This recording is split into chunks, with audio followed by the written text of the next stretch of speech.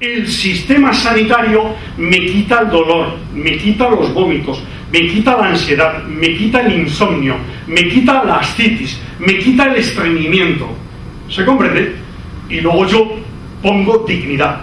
Pero yo no puedo poner dignidad si tengo dolor, ascitis, edemas, insomnio, angustia, vómitos.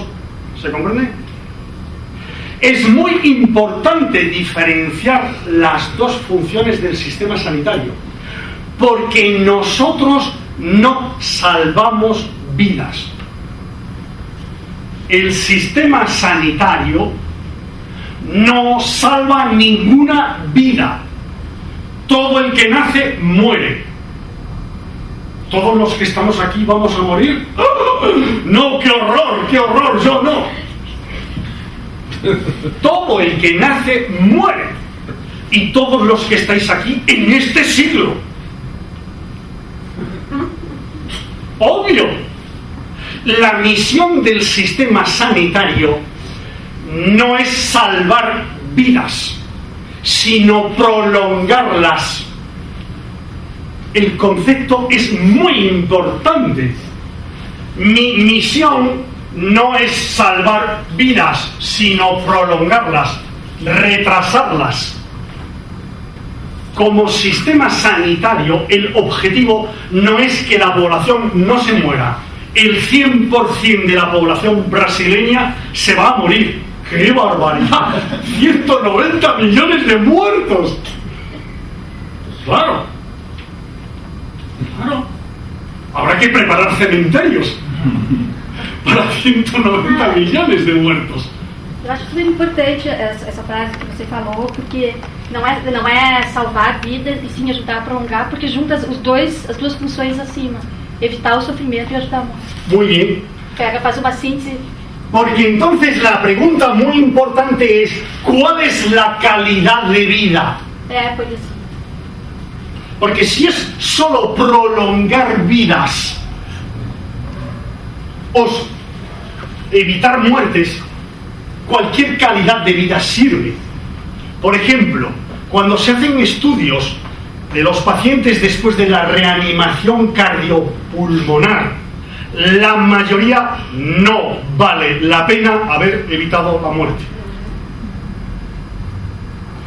El estudio más terrible acerca de esto lo publicó un economista. No me he presentado, yo soy médico general, médico de familia, clínico, con casi 40 años de práctica clínica. No soy economista. Tengo muy buenos amigos economistas, tengo muy buenos amigos preventivistas, sanitaristas, pero soy médico clínico.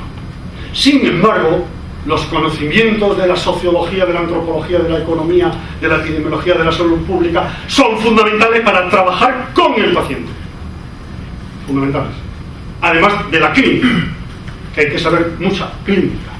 El mejor estudio del mundo a este respecto lo publicó un clásico economista, Newhouse,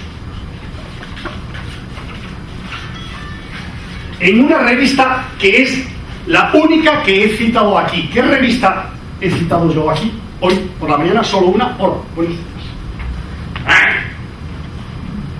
Y necesitan café en Mena.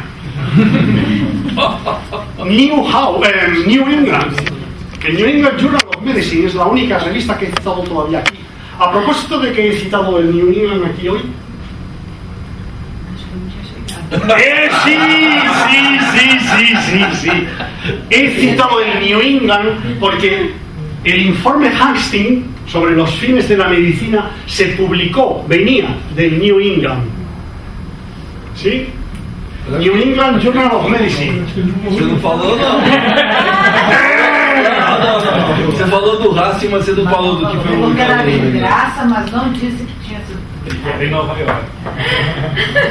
Tenemos grabación, podemos Não tinha falado, não, mano. Eu tinha falado só do Hastings. Podemos comprobar. Depois você se perdeu no Japão, não sei o que, aí voltou lá. No. Newhouse publicó un artículo brutal en el que hizo lo que podríamos hacer en atención primaria y no hacemos. Un estudio longitudinal de niños de muy bajo peso al nacer. 1 kilo, menos de 1 kilo. Y 20 años después, entrevistar a los padres, a la familia. ¿Valió la pena lo que se ha hecho con el niño? Y en la gráfica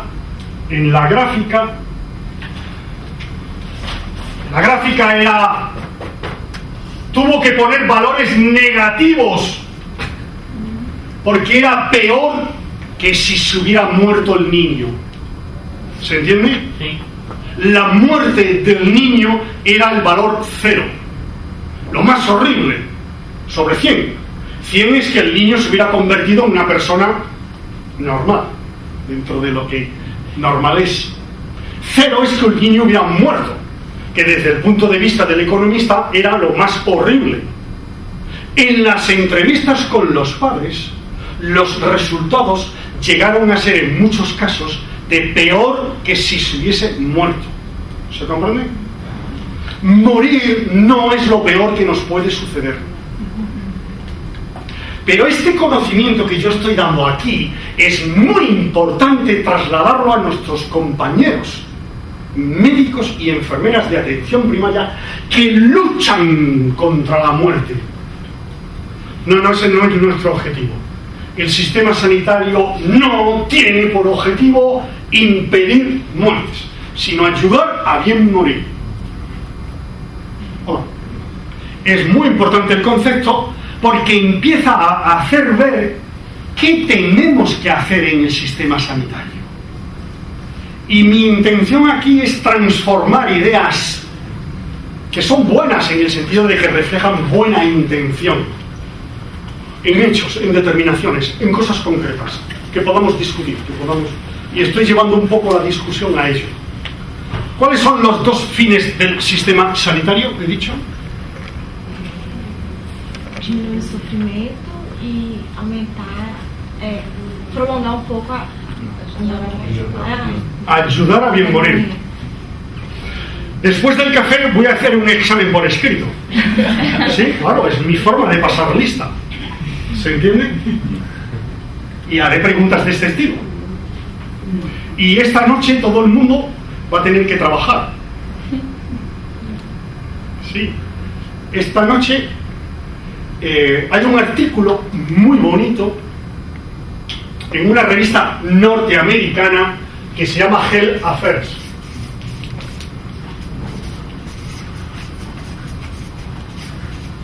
En Health Affairs ha salido un artículo esta semana, en el último número, sobre coordinación de cuidados en pacientes complejos, pacientes ancianos con varias enfermedades, etc., en 11 países del mundo. Y el ejercicio va a ser, os lo voy a mandar por correo electrónico y os vais a agrupar en grupos de 5, ya lo hablaremos antes de terminar, para que el miércoles, la 4ª feria por la mañana, cada grupo exponga de un país que le diré, Noruega, o cada grupo tendrá un país que intente entender el porqué de los resultados. Sin decir más, siendo los 11 países Noruega, Nueva Zelanda, Australia, Canadá, anglosajones, Holanda, Reino Unido, Estados Unidos, ¿cuál será el país que peor coordina los servicios? Muy bien. Esos son alumnos brillantes que van por delante del profesor. Muy bien. ¿Puedo hacer una fotografía a un alumno brillante? No es broma, voy a hacer una fotografía. Alumno brillante. Mas um protesto, uma pergunta que tem Estados Unidos no meio No he dicho la fotografía a él. Está celoso. Cree que le vas a quitar el puesto, presidente. Não, esse protesto é legítimo. Tudo que tem nos Estados Unidos no meio é malo. No, por ejemplo, yo he estado en Estados Unidos dando clase en la Johns Hopkins, la escuela de salud pública de Johns Hopkins es increíble, increíble, la libertad que se vive en ella. É um país de contrastes.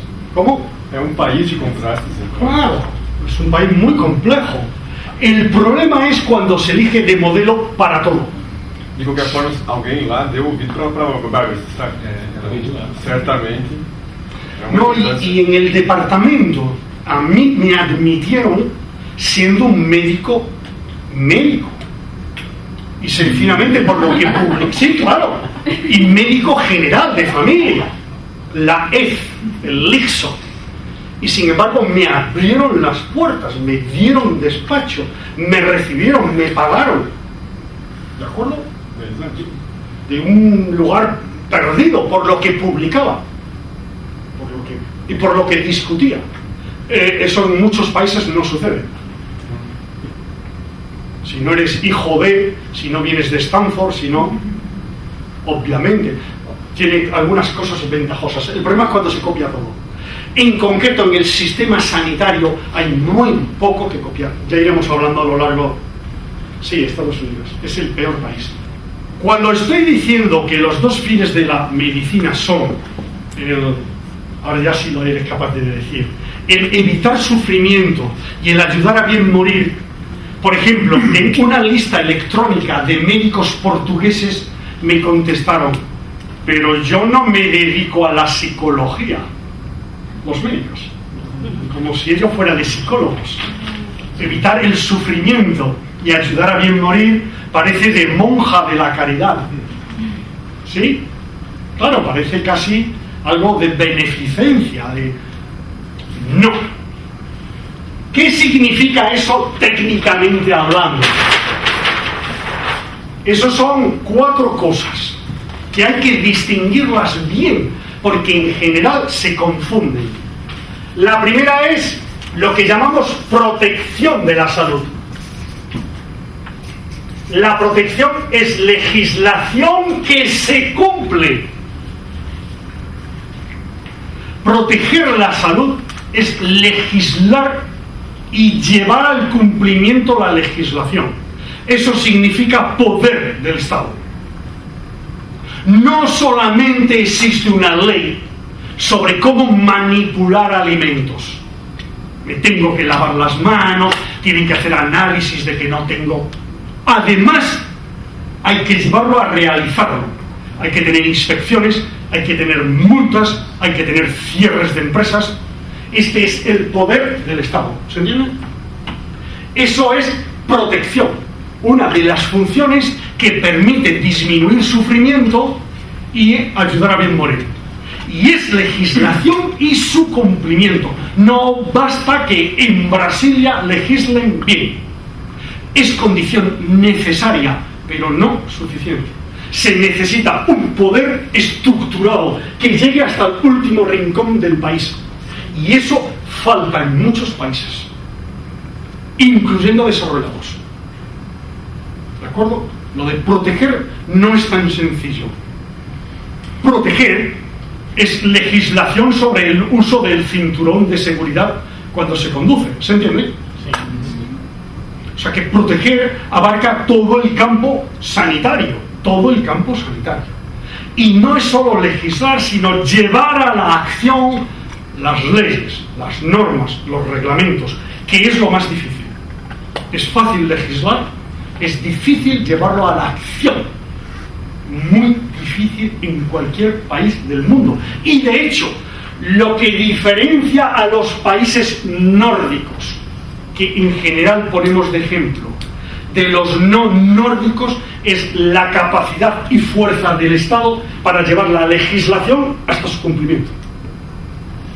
Si lo pensáis, lo que distingue a los países nórdicos del resto de los países, desarrollados y no desarrollados, es su capacidad de implementar la legislación. Segundo, protección. ¿Alguien quería hacer alguna pregunta por aquí? Yo le he interrumpido. Creo que eras tú o... Aqui. Os exemplos que tu deste, todos são de prevenção primária. Sí, pero es exactamente igual. Por ejemplo, poder del Estado en legislación, es decir, el horario de los profesionales sanitarios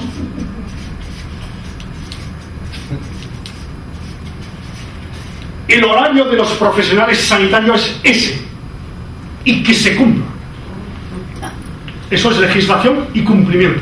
Eso exige un extraordinario poder que ni en los países desarrollados existe. El médico puede llegar a lo mejor a las 7, pero recibe al representante farmacéutico media hora. Incumplimiento de la legislación, porque está robando media hora al sistema público, a los pacientes, a la sociedad. No es solamente prevención. Legislar es legislar en todo el sistema sanitario, también en curación, en rehabilitación. Cubre los campos de prevención, curación, rehabilitación. Siguiente es promoción de la salud. Protección, promoción. Promoción de la salud también cubre todos los campos. Cuando en las favelas de Sao Paulo se están haciendo campos de deporte para jugar al béisbol o para jugar al básquet, se está promoviendo la salud. Cuando los ciudadanos brasileños, por ley, si trabajan y tienen un contrato, tienen un mes de vacaciones, se está promoviendo la salud. Una cosa es que el ómnibus en el que yo trabajo, en el que yo viajo, cumple unas normas que si tengo un accidente no me mato. Otra cosa es que viajo en el ómnibus porque tengo vacaciones y voy a la playa. Y la playa está limpia. ¿De acuerdo? Y yo disfruto con la playa. Eso es promoción de la salud. Es promover mejor salud. Buenos alimentos, ejercicio, satisfacción en la vida, vida familiar, solidaridad. Eso es promoción de la salud. ¿De acuerdo? Cuando yo promociono grupos de aeromodelismo, el Estado da dinero para que grupos de aeromodelismo están locos. Locos. Eso es promover la salud. ¿De acuerdo? Cuando yo promuevo la lactancia materna, eso es promover la salud.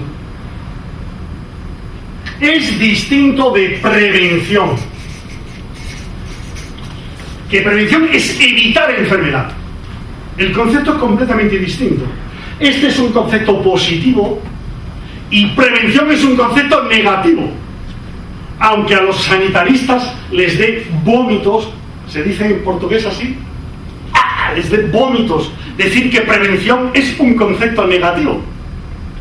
Prevención es un concepto negativo, es evitar enfermedades. No es promover salud, que es un concepto positivo. En la prevención yo parto de una salud X y añado X más 2, X más 6, lo que fuere. En general, X más Y. En la prevención yo parto de una salud X e intento que no sea X menos Y.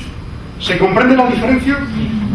La mayoría de los preventivistas no lo entienden. De los españoles. Los brasileños están por encima. ¿De acuerdo? En la promoción yo añado salud. En la prevención yo intento no perder salud. El bloque de salud de X en la promoción es X más Y, siendo Y la adición mediante actividades o mediante... En la prevención yo intento que no disminuyan. Vamos, en vez de utilizar Y, Z, para que no sea el mismo.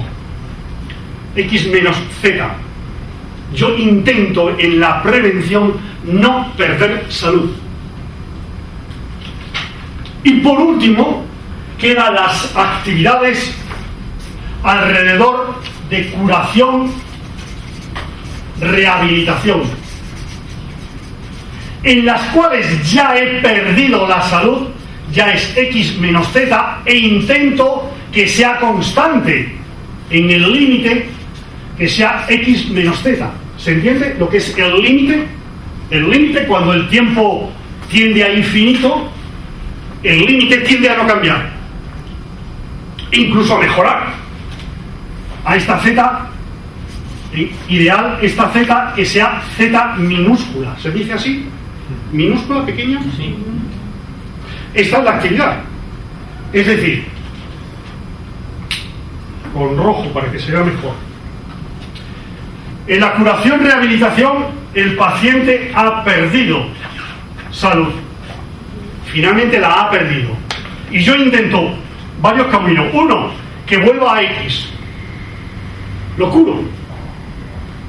Podemos curar algunas enfermedades. Yo tengo angustia, mi médico me hace una psicoterapia breve, 5 minutos en la consulta, y yo no tengo angustia. Es un milagro, es increíble. Los médicos de vez en cuando curamos. Curamos aquí, pero sí curamos. En otros casos, yo lo que entiendo es que Z sea pequeño, que el daño sea menor del que fuera si yo no intervengo. Por ejemplo, si yo tengo apendicitis es Z aquí, apendicitis. Yo intento que quede igual, pero generalmente no queda igual, generalmente queda cicatriz. ¿Se entiende? Pero frente a haber muerto, una cicatriz no es nada.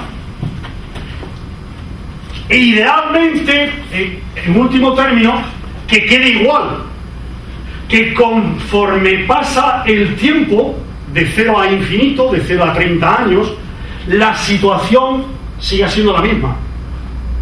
No empeore. Si yo tengo un infarto de miocardio, que a lo largo de los años mis coronarias no empeoren. Esta es la situación. La necrosis hoy no la puedo evitar, Z. Pero sí puedo impedir que la necrosis se repita, se haga más grande. ¿Entendido el concepto? Naturalmente aquí puedo curar propiamente dicho, puedo consolar. Mi hijo ha muerto. Nadie me lo va a devolver. Y no quiero un psicólogo ayudándome. ¡Wow! ¿Hay algún psicólogo? Pero lo van a grabar y me van a oír psicólogos. Hay una catástrofe. Un avión se estrella contra la terminal del aeropuerto de Sao Paulo. ¡Brum! 100 muertos, 1000 heridos. Acuden los psicólogos, como los buitres. ¿Por qué? Está demostrado que si acuden los psicólogos, la evolución futura de los dañados es peor que si no acuden. Porque, claro, el trabajo con fundamento científico no solamente es médicos y enfermeras, es todos. Psicólogos, nutricionistas, aquí no se salva, en España decimos ni Dios, con letra pequeña, para no ofender. ¿Se comprende? Todo el mundo tiene que demostrar coste-efectividad, como mínimo. ¿Qué es coste-efectividad? Que lo he dicho al empezar. É o benefício que você tem em relação ao que está sendo gasto para aquela situação. Que vale la pena. Que vale a pena. Y coste-oportunidad. É o que é oportuno naquele momento, igual a Mercedes é oportuna. Por favor, esto es más extraordinario. Una mujer inteligente.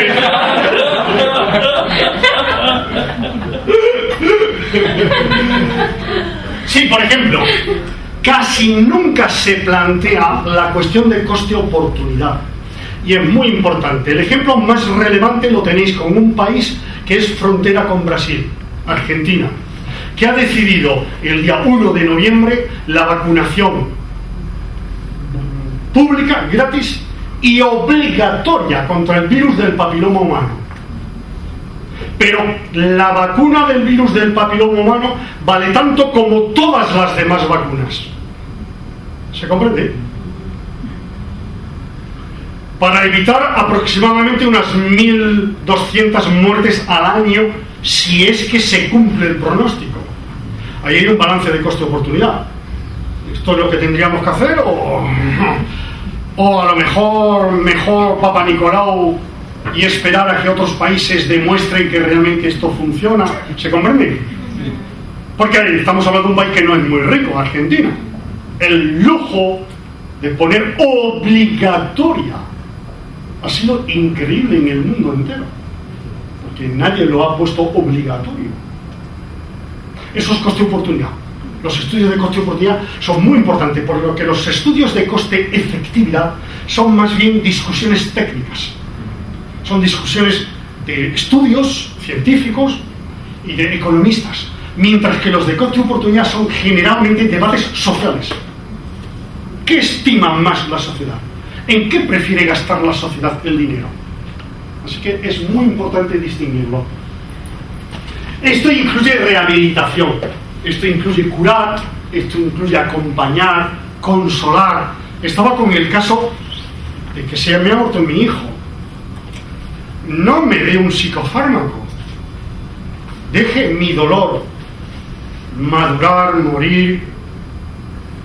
Porque los seres humanos llevamos 2 millones de años con hijos que se nos mueren. Estamos preparados. Ayúdeme con la red social, ayúdeme, pero no medicalice una situación. Sencillamente acompáñeme. Esté a mi lado. En algún caso de duelo patológico, pero no puede ser que todos los duelos sean patológicos.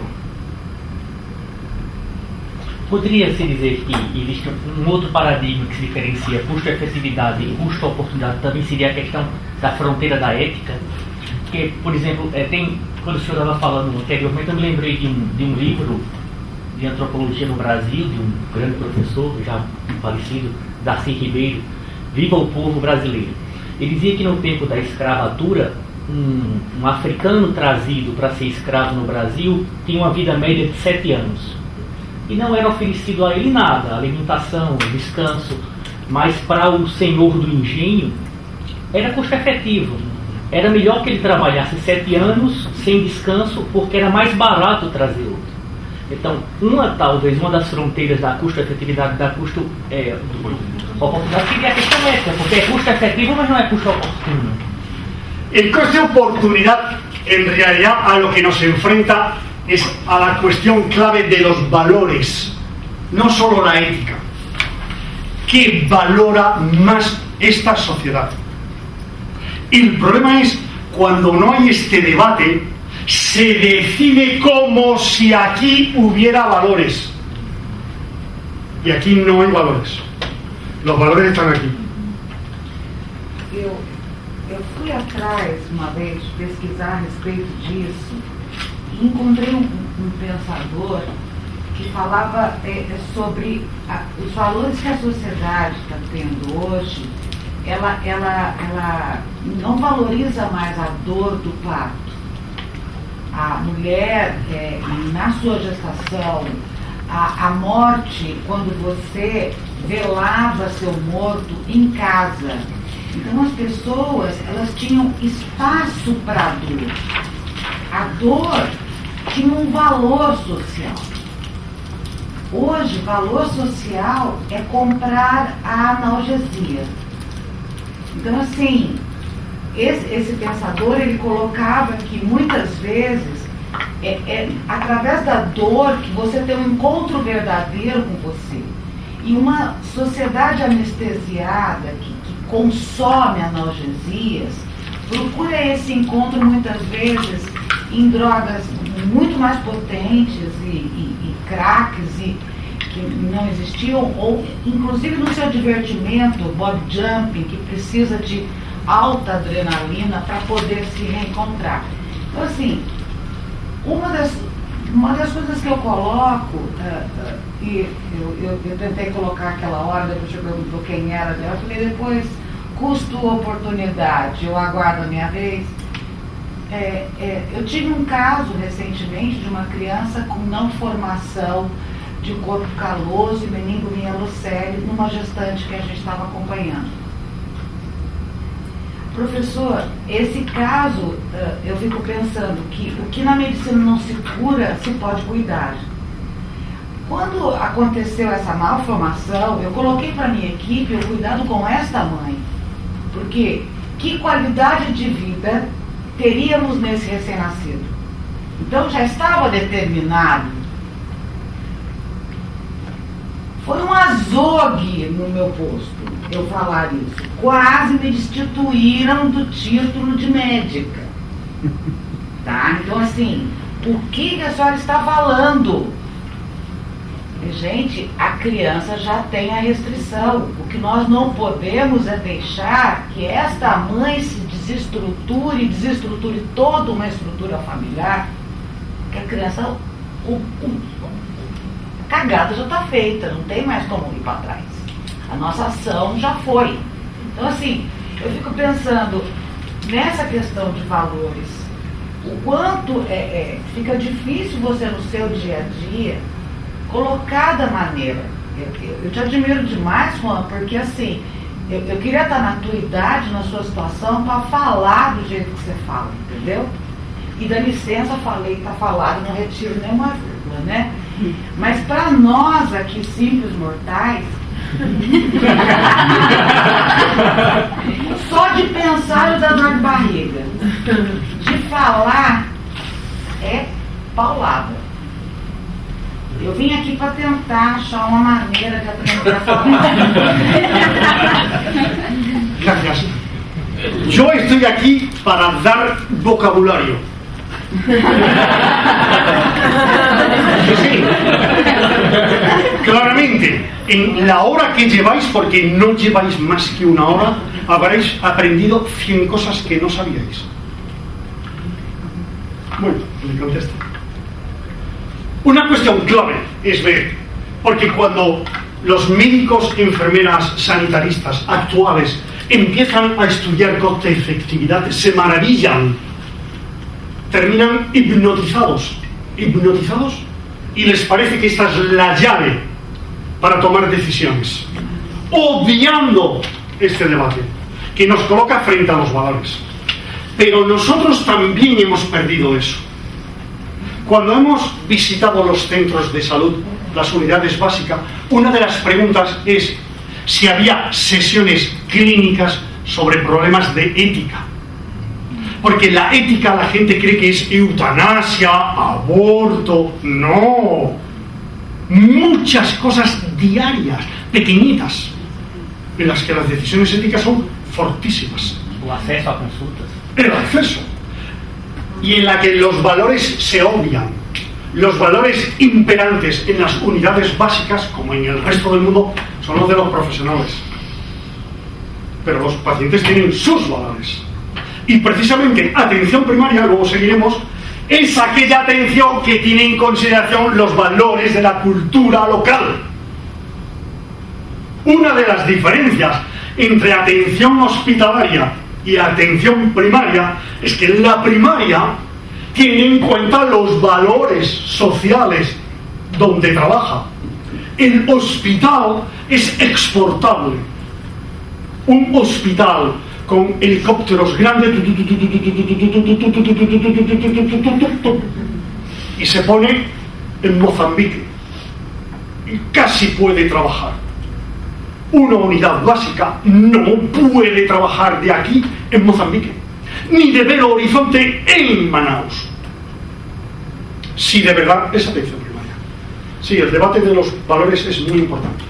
Y una de nuestras propuestas, y que puede salir de aquí a la Sociedad de Medicina de Familia, es que haga de ello bandera. Porque el debate de los valores y de la ética da un enorme prestigio social. Enorme prestigio social profesional. La profesión no solamente tiene prestigio por buenos diagnósticos y buena curación, también por la consideración de los valores. Puesto que ese campo está casi vacío, la oportunidad de la sociedad de familia es rellenarlo. Ya seguiremos hablando sobre ello. Bueno, al empezar después a las 10 paramos. A las 10 paramos para el que quiera ir al sanitario, los hombres con las próstatas, las mujeres con las cistitis, y tomar un café, un cuarto de hora. Esta conceptualización es muy importante, en mi opinión, y lamentablemente no se suele poner así en claro. ¿De acuerdo? É errado a gente pensar que, por exemplo, nós clínicos estamos lá na unidade, na ponta, a gente tem mais ação na prevenção e na cura e reabilitação do que na proteção e promoção. Porque muitas vezes a gente é cobrado de algumas coisas que, por exemplo, de ter uma área para lazer, para esporte, e que muitas vezes a gente não tem tanta governabilidade sobre isso, ou não. Ou a gente também tem que ter esse poder político e No, la labor de una atención primaria se centra aquí. Y esto lo voy a discutir despacio porque es muy importante, porque hay quien cree que la atención primaria es esto. En mis clases de salud internacional, ahora, hace 2 semanas, los asistentes son de países pobres.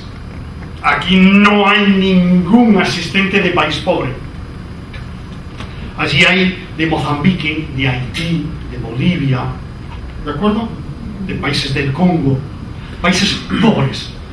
Una sesión entera la dedico, la primera, a destruir este tópico. Aquí he podido ir un poco más rápido, le dedicaré tiempo, pero aquí he podido ir más rápido sin que os dé mucho susto.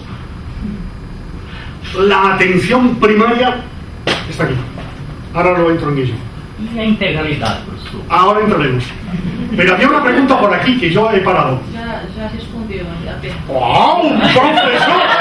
¡Por favor! Una foto, un profesor que se adelanta.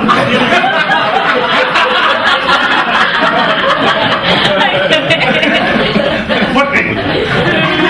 Muchas gracias. Un profesor que se adelanta. Increíble.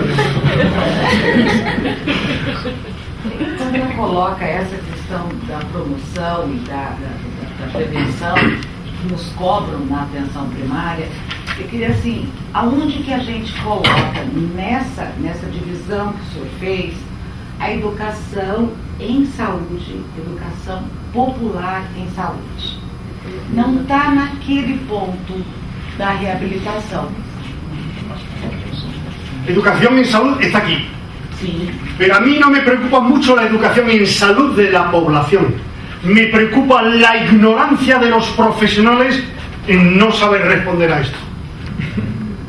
Mi preocupación en el mundo también pobre no es la educación de la población, sino la educación de los profesionales. Le dedicaré mucho tiempo a ello. Ten confianza en mí. Responderé. Responderé. ¿De acuerdo? Así que ha quedado claro cuáles son las actividades que puede hacer el sistema. Acabamos de tener un debate. Hoy ha salido mi texto publicado y está difundiéndose por redes sociales porque es muy crítico con los políticos. Y la discusión tiene que ver relevancia con Brasil. Porque un político muy de derechas, en mi opinión, con ideas similares al Tea Party de Estados Unidos, ultraderecha, ultracristianos fundamentalistas, ha dicho en Cataluña que la salud es genética, fundamentalmente, genética. La salud es genética. Ha creado un enorme escándalo porque lo que después decía es que la salud es responsabilidad de cada uno. ¿Se comprende su razonamiento? Sin embargo, yo he intervenido en el debate con una autora de la Johns Hopkins que se ha citado aquí, pregunto porque es la que está más distraída. Vamos a estar claros. La figura 1 de su libro, que está en portugués, deja claro que el principal determinante social es la genética. Claro, si yo tengo genes de rata, ¿yo estaría aquí ahora? Si yo tengo genes de girasol, ¿yo estaría aquí si fuera un girasol? Si yo tuviera genes de virus de SIDA, ¿estaría aquí? No, yo estoy aquí porque para empezar tengo genes humanos, lo que es obvio, y genes humanos más o menos perfectos, porque si no se aborta. La mayor parte de los productos de la concepción se abortan espontáneamente, porque la naturaleza limpia. Así que tengo unos genes bastante buenos. Los que estamos aquí somos dignos representantes de la especie, porque si no, no estaríamos. ¿Vale? Ese no es argumento para no darse cuenta que los otros determinantes son fundamentales.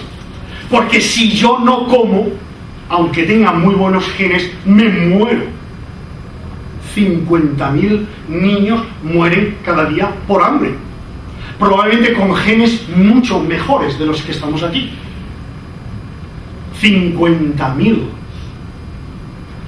El sistema sanitario es un determinante social. Lo es cierto lo que dice este hombre de la ultraderecha, en mi opinión, que el derecho a la salud depende básicamente de la genética. No hay ninguna discusión. No hay derecho a la salud, como no hay derecho a la felicidad, al amor. Poca gente tiene la suerte de quien le quiera, quien yo quiero que me quiera. ¿Se entiende? Poca gente, sea de un sexo, sea de otro. Pero encontrar que te quiera quien tú quieres que te quiera es un milagro. Pero una vez que tenemos los genes, los determinantes de salud son muy importantes. Mi felicidad, he insistido antes, depende en gran parte de mi salud. Si yo me muero porque tengo una apendicitis, mi felicidad se acaba. Cualquier oportunidad de ser feliz, cualquier oportunidad de desarrollarme como persona, como ciudadano. El sistema sanitario es un determinante social muy importante.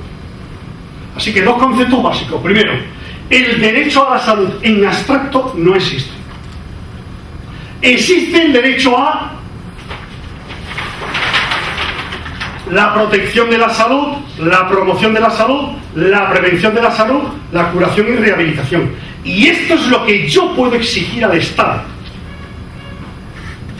Yo no puedo exigirle inteligencia al Estado. Claro, porque yo hago el test de inteligencia coeficiente 90. ¡Ah, protesto! Yo soy brasileño, tengo derecho a la inteligencia. No. Puedo exigir educación, formación, ayuda. Pero yo no puedo pedir inteligencia. De la misma manera no puedo pedir salud. Puedo pedir, y al no pedir salud en general, me vuelvo más exigente con el Estado. Porque ya no pido un imposible, pido un posible. Y exijo legislación y que se cumpla, y exijo promoción y que se cumpla. ¿Se comprende? Sí. Me vuelvo mucho más exigente cuando parece que renuncio. No, porque soy práctico, renuncio a un imposible. Porque soy práctico. No tengo derecho a la salud y el sistema sanitario es un determinante clave de la salud. Lo he escrito y se ha publicado hoy porque empieza los determinantes de la salud, es cuestión muy antigua. Yo ya soy viejo. Determinantes de la salud con la LONDE, incluso antes, tiene una historia de 30 años o más. Sin embargo, la ola se está convirtiendo en un tsunami. ¿Tsunami? ¿Se dice también? Tsunami. Y nos va a aplastar a todos. Ahora los sanitaristas tienen para 10 años comida. Porque darán cursos, darán seminarios, publicarán, tendrán congresos, reuniones, viajarán.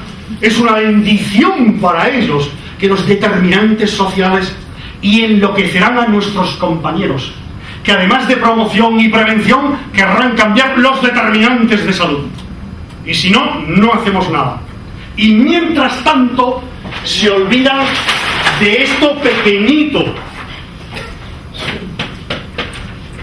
Por ejemplo, se retrasa el diagnóstico de tuberculosis y ya nunca ese paciente puede quedar aquí, porque como lo hemos retrasado, su riñón está destrozado, tiene una tuberculosis renal y pierde un riñón, porque estábamos pensando en los determinantes y en promoción, y el riñón del paciente no tiene importancia.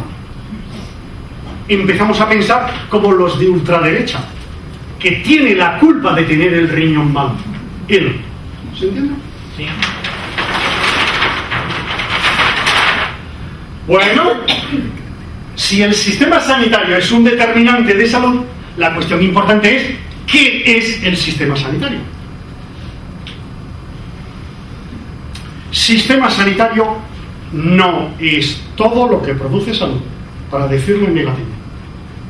Lo que produce más salud en el mundo, es más coste efectivo para producir salud, es educación formal a las mujeres.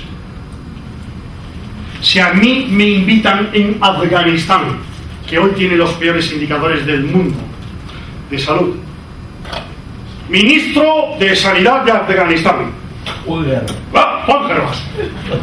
nombrado por los gringos, que son los que nombran ministros en Afganistán. ¿Qué hace usted por la salud de los afganos? Educación formal de las mujeres. Educación formal de las mujeres. Es educación formal. Es sumar, restar, multiplicar, leer, escribir. ¿Se comprende? No es educación para la salud. Educación formal. Lo que produce más educación, más salud, es la educación.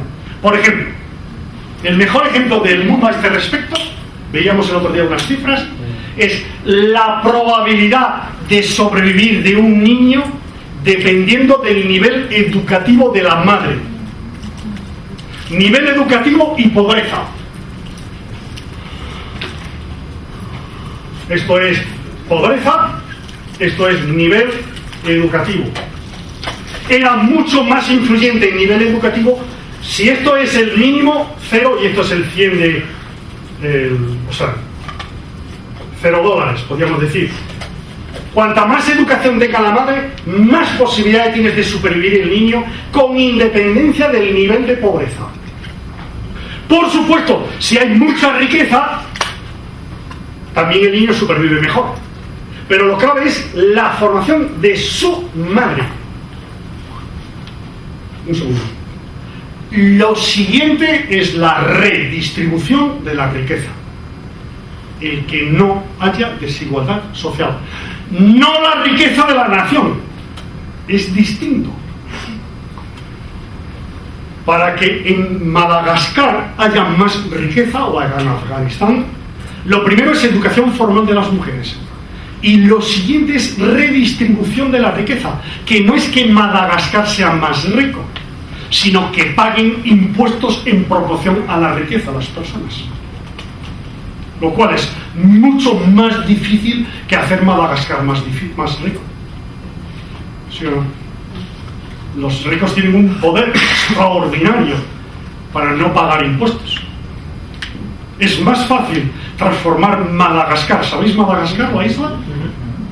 Transformarla en Madagascar en una potencia económica que lograr que los ricos de Madagascar paguen los impuestos que deben. Mucho más difícil. Y por ello no se hace. Pero no se hace en Madagascar, no se hace en Estados Unidos, no se hace en España, no se hace en Brasil. Sí se hace relativamente en los países nórdicos. Entonces, la primera cuestión muy importante sobre la siguiente es agua. Tener agua potable es la siguiente cosa que más ha hecho. Y la siguiente sería vacunas. No siempre.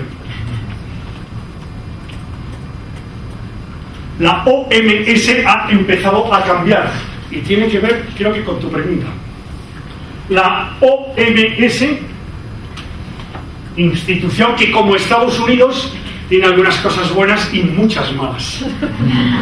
¿Sí? La OMS ha reconocido finalmente que en África hoy es tan coste efectivo cirujanos como vacuna del sarampión. La Organización Mundial de la Salud, en el Bulletin of the World Health Organization, ha publicado un texto en defensa de los cirujanos. ¿Cirujanos? Los cirujanos generales son tan despreciados como los médicos generales. Sí, hay que ayudarse con ellos, hay que ir de pareja. Claro. Los pobres tenemos que unirnos. Ha publicado finalmente un texto demostrando que en África es tan coste efectivo poner cirujanos como vacunar contra el sarampión, cirujanos. Porque mueren por no cesáreas, mueren por apendicitis, mueren por fracturas, mueren por hernias estranguladas, mueren por colecistitis, mueren por tumores extirpables. ¿Se comprende? Tan coste efectivo. Hay que tener cuidado con qué es coste efectivo y pensar las vacunas muy importantes, pero yo tengo una crisis de asma, que yo tenga una bombina con salbutamol es la diferencia entre vivir o morir. Y eso es sistema sanitario. Y el problema es que muchos sanitaristas, y empiezan a ser médicos, solo ven esto. Y dicen, mi labor es muy pequeña, porque claro, como hay mucha pobreza, como hay mucha desigualdad, yo puedo hacer muy poco. En los centros de salud, en las unidades básicas, vamos a enseñar a leer. Y entonces los médicos y enfermeras se dedican a enseñar a leer a los pacientes. Eso es la renuncia a tu obligación. Si quieres seguir siendo médico, enfermera de atención primaria, esta es tu obligación. Si crees que eres muy buena en educar y informar a las mujeres, ¡pum!, cambia y conviértete en maestra. Y si crees que la redistribución de la riqueza hay que cambiarla, conviértete en político. Ha habido médicos muy buenos políticos en este continente. Yo considero que ha habido dos estadistas en el tiempo que yo he vivido. Uno es Lula. Lula es tornero, Lula no es médico, pero el otro es Salvador Allende. Y Salvador Allende era médico. Y es un placer leer hoy, que se pueden leer los estudios de Allende sobre mortalidad infantil en Chile, en los años 20, 30. Un placer leerlos. O sea que hay médicos que han hecho política excepcional hasta el punto de merecer que los maten. Professor, tem conceito que se difunde no Ministério, assim, em saúde pública brasileira, acho que é saúde da família, que se chama intersetorialidade, que é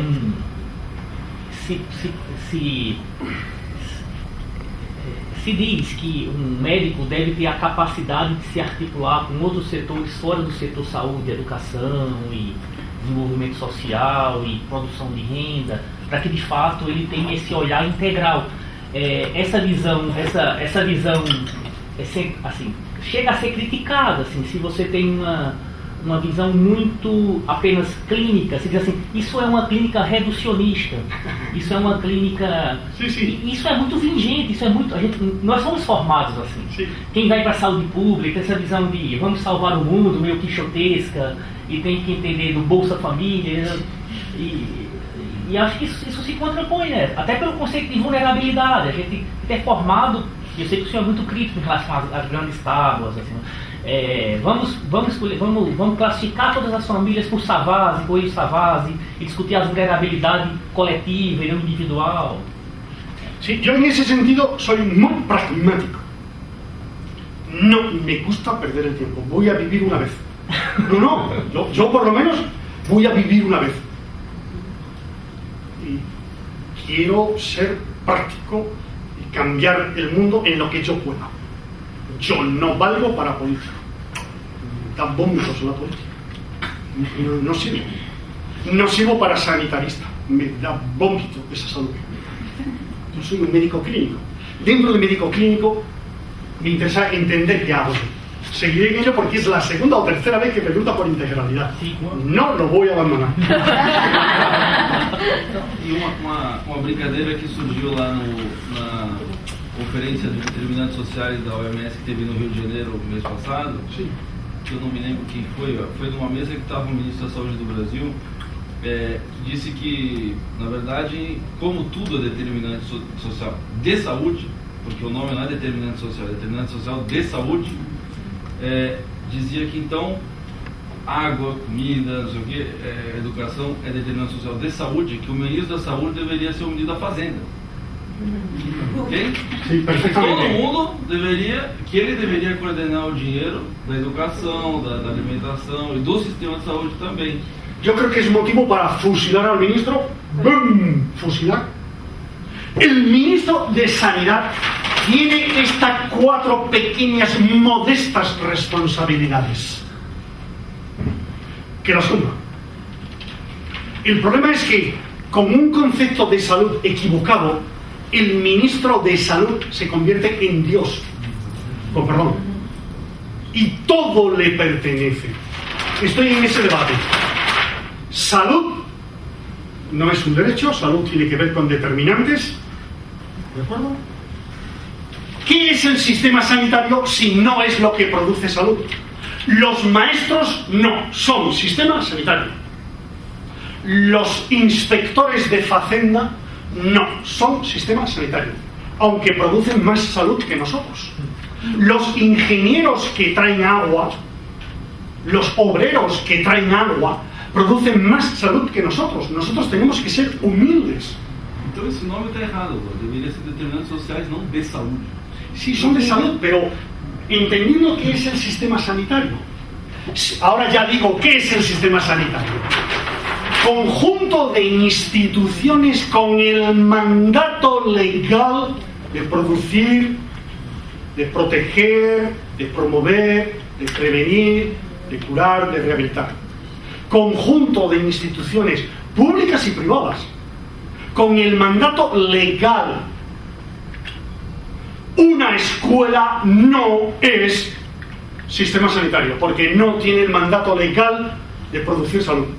La escuela produce salud como efecto adverso positivo, pero el mandato legal de la escuela es educar a los brasileños, a los españoles. El mandato legal de Hacienda es repartir la riqueza. El mandato legal de sanidad, de salud, es promover, producir, proteger. ¿Se comprende? Conjunto de instituciones con mandato legal. Entonces, hay que ver salud. Primero, buena genética. La genética se puede mejorar. Por ejemplo, en Europa hay una cosa de buena genética que se está haciendo. Yo bromeo, pero entre broma y broma digo las verdades. En Europa hay un programa, Europa también tiene alguna cosa buena, aunque parezca mentira con la crisis. Hay un programa muy bonito que se llama Erasmus. Erasmus, como Erasmus de Rotterdam. Programa Erasmus es muy sencillo y muy inteligente. Facilita que los estudiantes de un país vayan a estudiar un año a otro país. La bolsa es muy pequeña. Puede ser 500 euros al mes, que para vivir en París o en Londres o en Roma no es dinero. Pero el programa Erasmus lo que asegura es que resuelve todos los problemas administrativos. Un estudiante de medicina de Madrid va a la Sorbona de París, estudia un año en la Sorbona de París de medicina y cuando vuelve todas las asignaturas, todos los problemas administrativos están resueltos. Él no se tiene que preocupar. ¿Se comprende lo que es el programa? Poco dinero y solución de problemas administrativos. No es cuestión de dinero, no hay que ser rico, hay que ser listo. Porque esto, ¿qué está produciendo en la práctica? Bueno, los estudiantes no le llaman Erasmus, sino Orgasmus. El programa Orgasmus. Y lo que está produciendo son muchos niños con nacionalidades mezcladas de los padres. Es un programa de mejora genética, de hibridación, ¿o no? Yo lo veo así, que estoy deformado por la salud, pero yo lo veo como un programa de mejora de la raza, porque permiten cruce de genes. No es broma. Está aumentando el número de matrimonios mixtos en el sentido de distinta nacionalidad enormemente, y el conocimiento del otro. Y el programa es extraordinariamente barato. Casi todo lo pone el estudiante, que va a París y tiene que trabajar por las noches, o tiene que trabajar el fin de semana, o recibe una ayuda de los padres, o de un tío, o de un hermano, porque dinero es poco, pero administrativamente es... Luego se puede mejorar la genética, no estoy bromeando. Esto se puede hacer aquí, porque si no los de Manaus terminan muy en Manaus, muy endogámicos. Incluso los de Sao Paulo terminan muy endogámicos. Hay que poner sangre nueva. De Florianópolis, o de Porto Alegre, o de... Entonces, cuando mejoramos la salud, lo que hay que mejorar son los determinantes. Si a nosotros nos preocupa la salud, hay que mejorar los determinantes. Un determinante que es el que a nosotros nos concierne es sistema sanitario.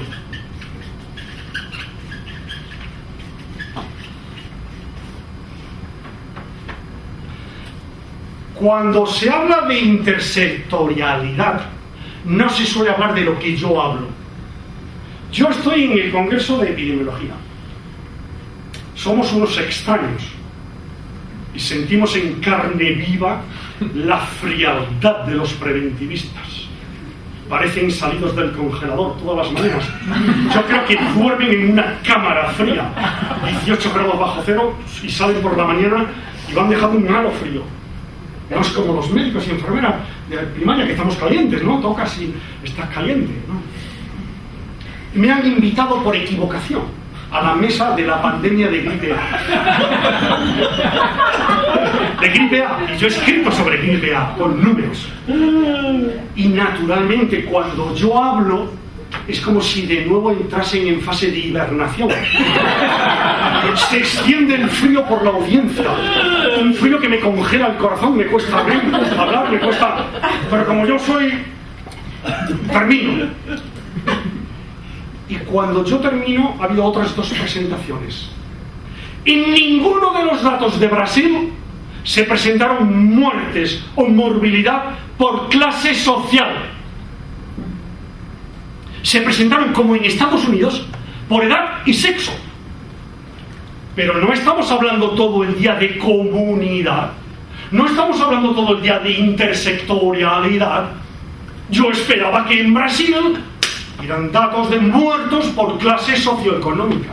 Porque además sabemos que los muertos por gripe son pobres. Por definición. Eso es intersectorialidad.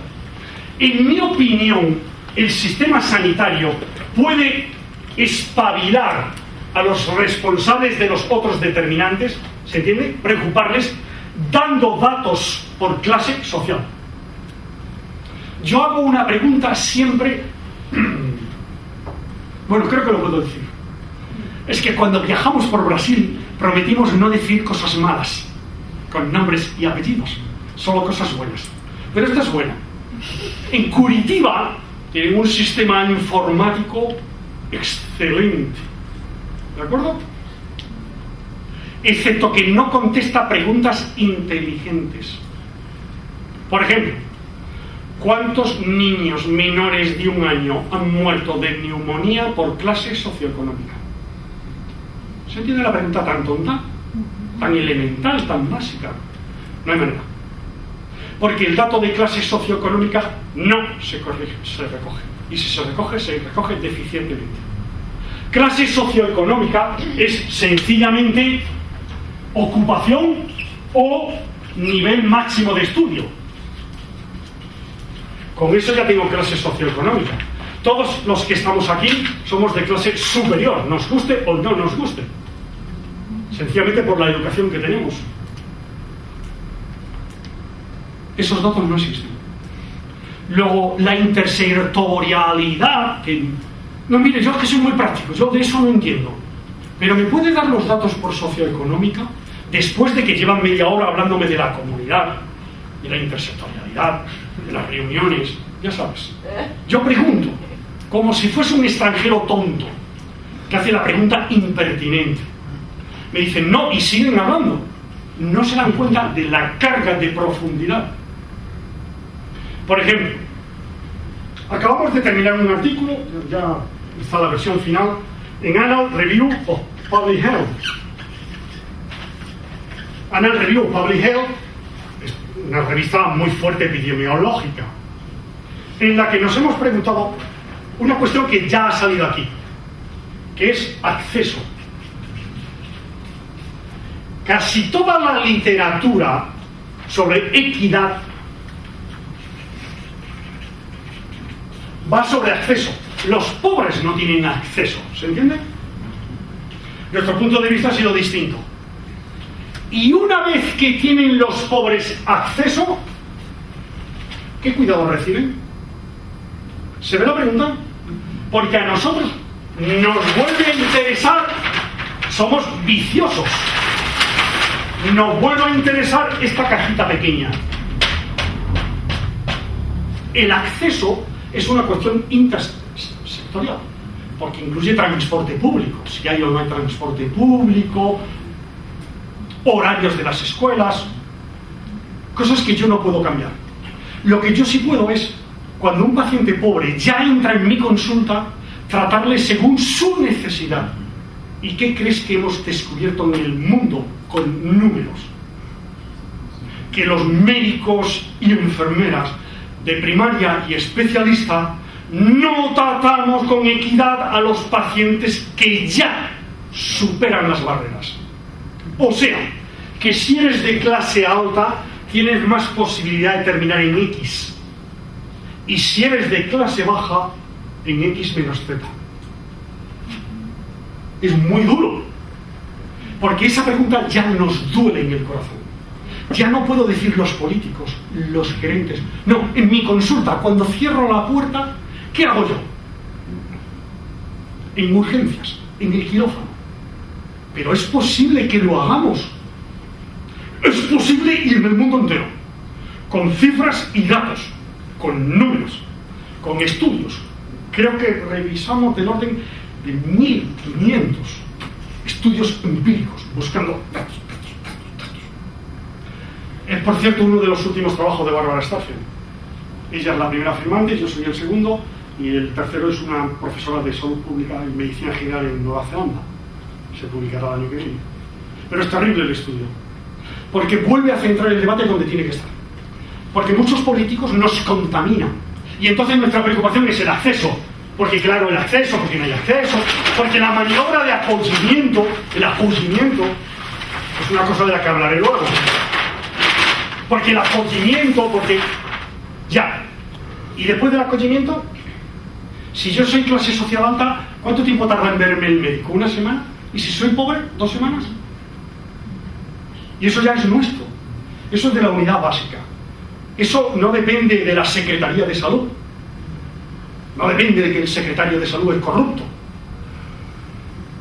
Bueno, ¿ha quedado claro que son sistemas sanitarios?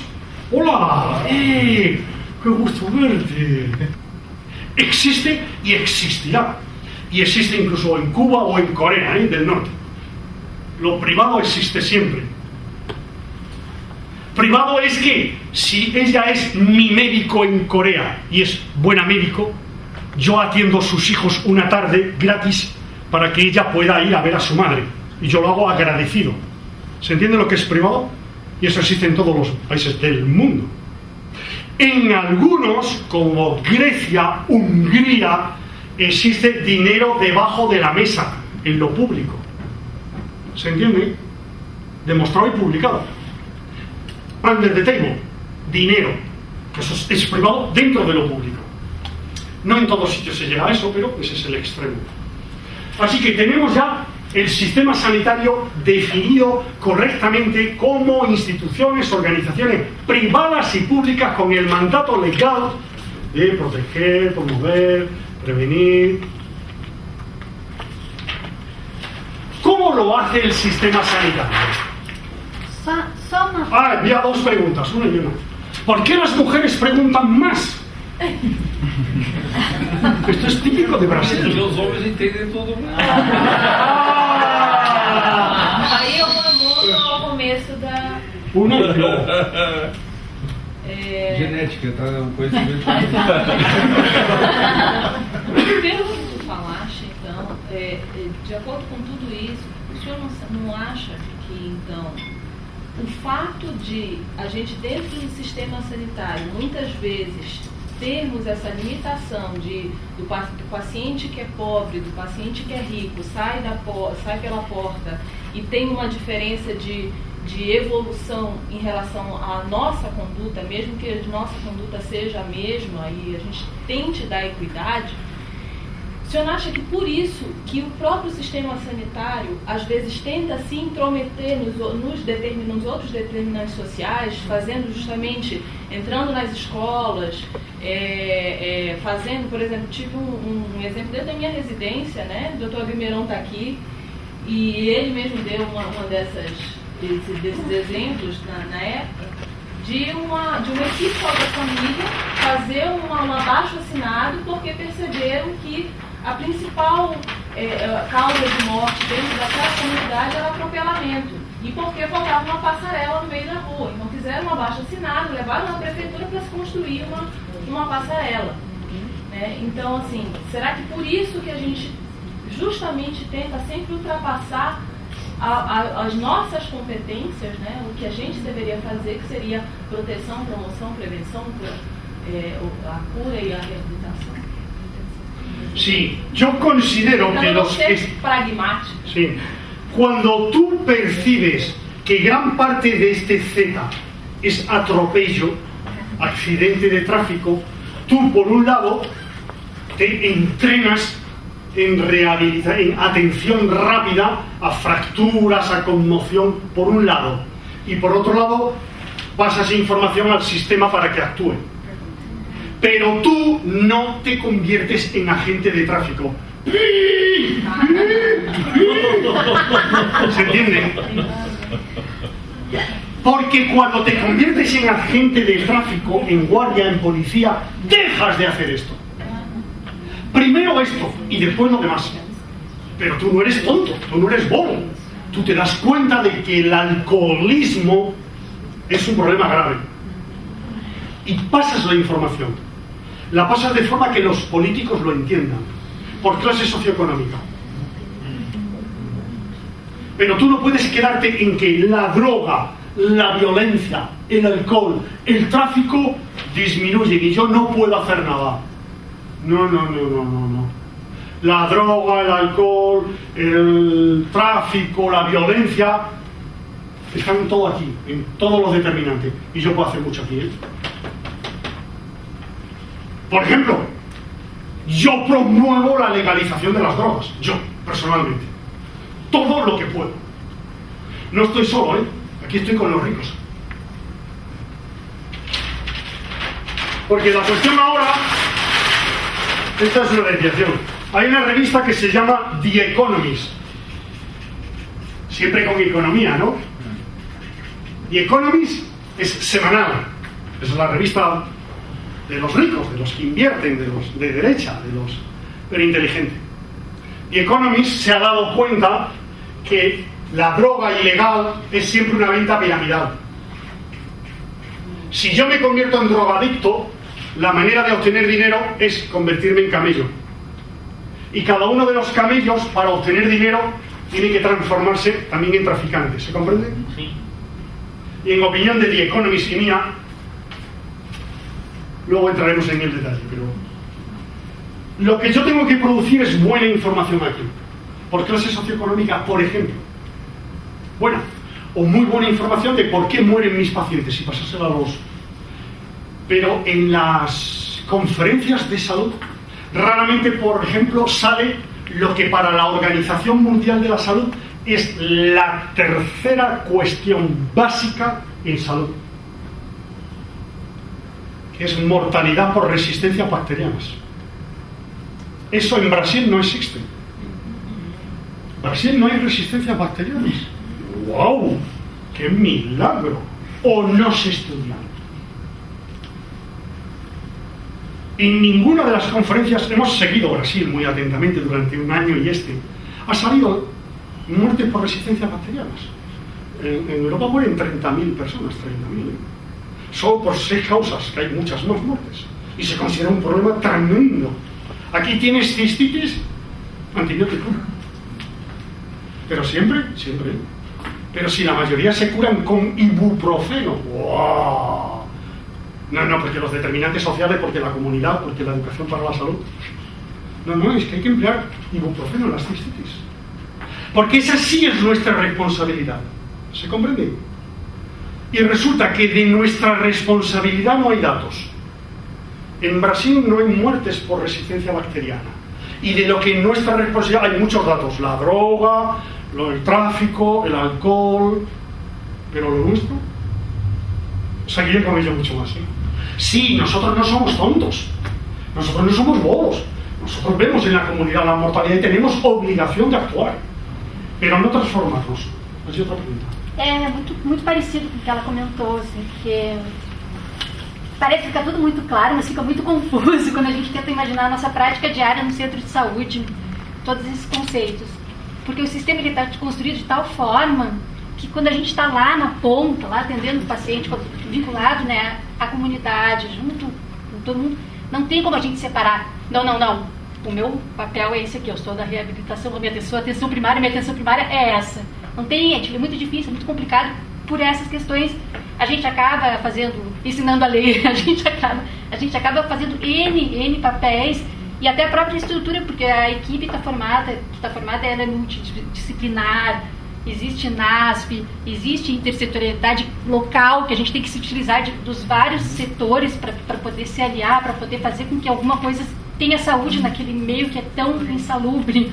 Então, às vezes, eu estou entendendo tudo, mas assim fica muito confuso. A gente até imaginar, questionar, será que esse nosso sistema, ele está de fato, tudo que a gente acredita, todo mundo está acreditando nele e tal, não sei o quê, será que de fato ele é resolutivo? Será que de fato ele está produzindo saúde? Ou a gente está todo mundo dentro de uma grande confusão, sem ninguém saber qual é o próprio papel e matando o cachorro a gritos. Assim. Yo prometo que al final del día de hoy, a las 5 de la tarde, en vuestras mentes no habrá confusión. Porque eu posso ser mais uma de se suicidar, aumentar a taxa de suicídio. Pero, y todavía no he dicho no a la intersectorialidad. No, y no lo diré nunca. Pero estoy sugiriendo formas de intersectorialidad que aquí no se han explorado. Como es presentar mortalidad por clase socioeconómica. ¿Se comprende? Como es presentar en intersectorialidad resistencias bacterianas. Que es intersectorialidad, porque gran parte de la resistencia bacteriana no viene del mal empleo del antibiótico en las cistitis, viene también de las granjas de animales, donde a la comida se añaden sacos de antibióticos. Es intersectorialidad. Y es legislación. Cuando estoy hablando de antibióticos y resistencia, por si alguien no se había dado cuenta, estoy hablando de intersectorialidad, pero una intersectorialidad que aquí todavía no ha importado. Y yo estoy señalando campos nuevos, muy prácticos, porque nos tocan, porque nos conmueven. Termino antes de las 10. Empecé a 4, y 5. Es que son menos 3. No voy a terminar a las 10 en punto. Voy a terminar a las 10 y 5 minutos. Con tu permiso. Estaba distraído. Estaba pensando. Pensando. ¿Cuántas veces el presidente de una sociedad de medicina de familia que piensa. Único en el mundo. Estava pensando quantas vezes a gente ensina o paciente a ler uma receita, porque ele não sabe ler, por exemplo. Como? Para ensinar a ler receitas, desenha o sol, a lua. Claro, nosotros hemos visitado unidades básicas en Brasil que nos han enorgullecido, porque el personal de la farmacia de su dinero y en su casa produce sistemas de unidosis en los que con un sol, una luna, unas cajitas le preparan la medicación de la semana al paciente anciano inculto. Y nadie se lo reconoce. Nosotros hicimos fotografías y algún día las publicaremos, porque nadie lo estimula, nadie lo reconoce. Sí, claro, tenemos que hacerlo. ¿Cómo responde el sistema sanitario? Porque el sistema sanitario tiene que hacer eso. Pero ¿cómo lo hace? ¿Cuál es la palabra clave? La palabra clave es servicios.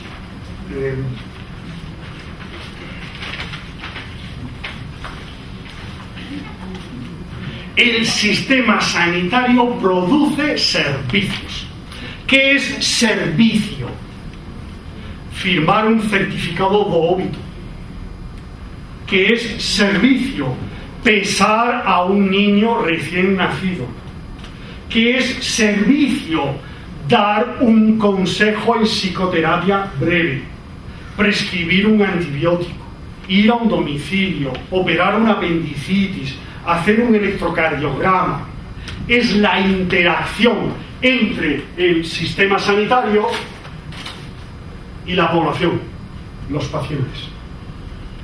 Así que un sistema sanitario de cualquier lugar del mundo lo que produce son servicios. Y la cuestión clave en el mundo es qué servicios y cómo producirlos. Porque no podemos hacer todo.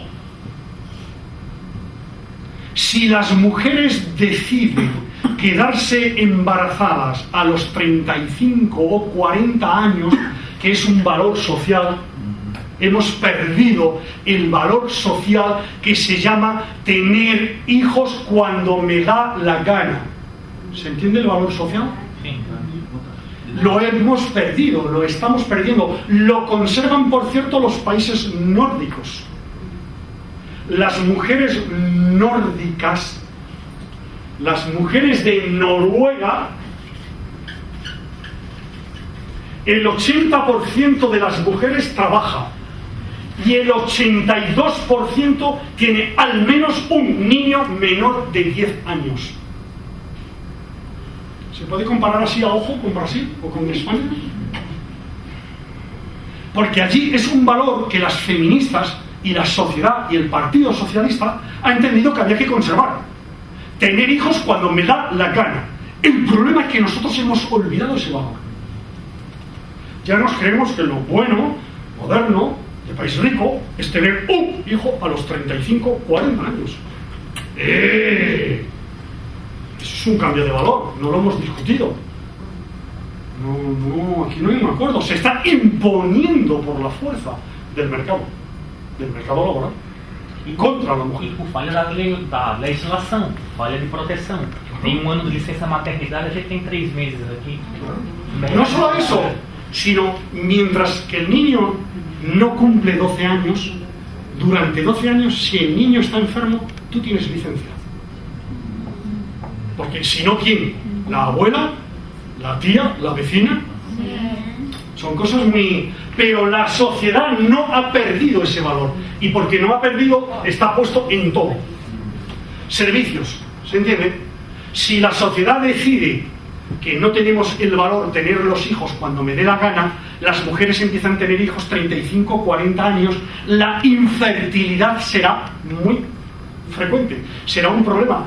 Y los servicios para fertilización in vitro habrá que incluirlos, y son muy caros. Y habrá que quitarlos de otras cosas. Y se hace, se diga o no se diga, sin discusión. Servicios. Termino. ¿Cuál es la diferencia básica? Hay servicios que llamamos personales y servicios que llamamos colectivos. Los servicios personales se aplican generalmente al individuo. Los servicios colectivos se aplican generalmente a la población. O sea que los servicios personales se aplican a individuos y los servicios colectivos a la población. Los servicios personales a su vez pueden ser, y esta es la diferencia básica, concentrados lejos del paciente o dispersos y cerca del paciente. Y aquí estamos hablando de atención primaria. Repito, servicios personales. Los servicios personales son al individuo, generalmente. Y pueden ser que esos servicios se ofrezcan concentrados en el hospital. Concentrados.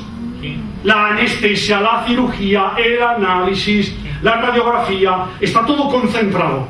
La quimioterapia, concentrados, lejos del domicilio. O ser servicios dispersos, cerca del individuo. Eso es atención primaria. Es un concepto distinto del que te explican. Me da igual. Yo no quiero tener razón. Quiero que penséis. ¿Se entiende? Mi objetivo no es que creáis lo que yo diga, sino que vosotros penséis. Es mi objetivo en estos